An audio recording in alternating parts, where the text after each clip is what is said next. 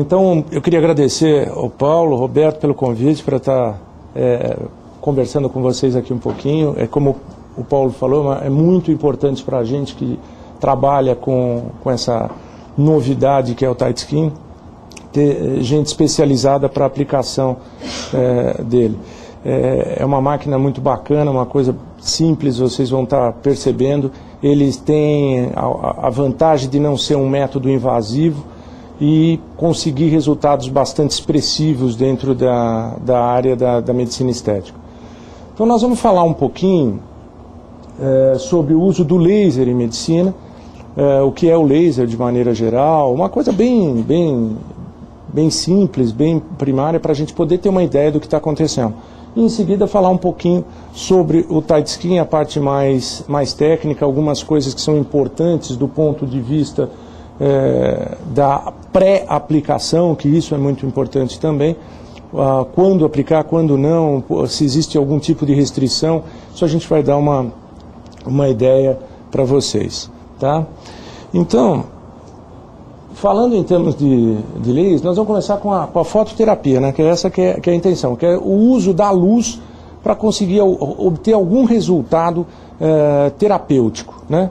E as primeiras ideias, as primeiras publicações datam aí de 1400, que os hindus utilizavam uma substância originária de plantas para tentar sensibilizar a pele e melhorar a qualidade daquelas manchas brancas que vocês conhecem, que é o vitiligo. E isso se usa até hoje, né? Desde aquela época começaram a utilizar esses produtos e hoje ainda se usam produtos derivados de plantas para estimular a pele a produzir, através da luz, uma hiperpigmentação e tentar corrigir aí alguma irregularidade no caso das manchas, tá? Então, falando sobre laser nada mais é do que uma sigla, né? Uma sigla que vem do inglês de Light Amplification by Stimulated Emission of Radiation, que é amplificação da luz pelo efeito de estimulador de uma substância. Como é que funciona isso? Toda vez que você estimula uma determinada substância com uma energia, essa energia ela libera, essa substância ela tem atividade.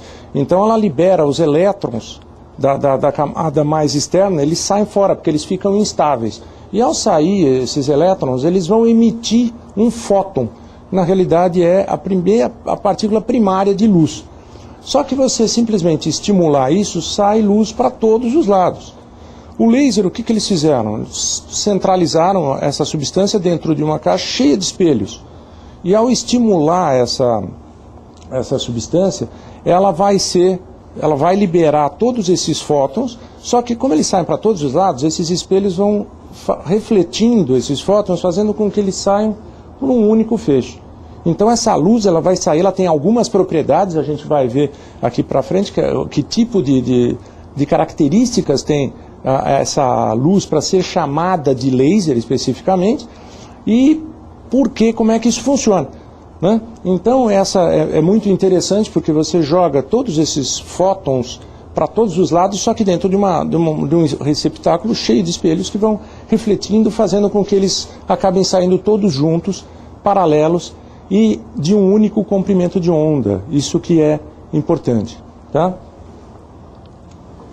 Então o que acontece? A estimulação de uma fonte. Por exemplo, uma lâmpada pode ser o estímulo dessa fonte. Uma substância sólida, rubi ou alexandrita. Para quem já mexe com algum laser, já deve ter ouvido falar esses nomes. Um laser de alexandrita, que se usa muito para depilação, laser de rubi, que para manchas, para vasos. Então, você pega uma substância sólida e estimula. Ao estimular, ela faz a liberação dos elétrons dentro daquela caixa e vai poder produzir uma luz específica, né? A luz de rubi, a luz de alexandrita. Isso é muito importante. Gasosa, o CO2. CO2 é um laser muito utilizado em medicina já há bastante tempo. Os primeiros resurfaces foram feitos com laser de CO2. Então ele produz, é um gás e também produz uma luz que é utilizada. O que vai variar nessa coisa, se você escolher a substância, é o comprimento de onda que você quer. Então, dependendo do comprimento de onda, eu vou penetrar um pouco mais na pele um pouco menos, ou eu vou ser absorvido por uma substância ou por outra substância. Dependendo do comprimento de onda, existem substâncias específicas, por exemplo, a água, a hemoglobina, a oxihemoglobina, a melanina, que é um grande agente absorvedor aí de luz, e para que a gente quer? Você quer tirar uma mancha, você quer fazer uma depilação, você está contando com melanina. Então você vai estar contando com determinado comprimento de onda. Tá? Ou então você vai ter até substâncias líquidas podem ser utilizadas também. Aí que vem aquelas características que eu estava dizendo. O raio tem que ser colimado. O que é isso? Todos eles vão caminhar na mesma direção, porque quando você estimula uma coisa, ele sai para todos os lados. Isso não é laser. Aí os lasers todos, a luz vai sair toda numa direção só. É uma luz monocromática. O que significa isso? Ela tem apenas um comprimento de onda. Então é o laser de alexandrita, o laser de rubi, o laser de CO2. Tem um comprimento de onda único, que vai fazer exatamente aquela função. E os raios são chamados raios coerentes. Eles andam realmente paralelos dentro do tempo e espaço, né? Essa característica é muito importante. E depois a gente vai ver também, um pouquinho mais para frente, quando a gente vai falando do tight skin, a diferença entre eles e às vezes a vantagem para uma coisa e para outra. Né? Por que é importante o laser ter todas essas funções e aonde a gente vai utilizar, e por que, por exemplo, o tight skin tem uma colocação diferente, e qual a vantagem dele em relação ao laser para aquele fim que ele se determina. Tá? Então aqui temos um esquema do que foi o início aí, né, a gente usar, quem é que não brincou de uma lente, de botar no sol e queimar lá um bichinho, para atacar fogo num palito, num papel, queimar formiga, né?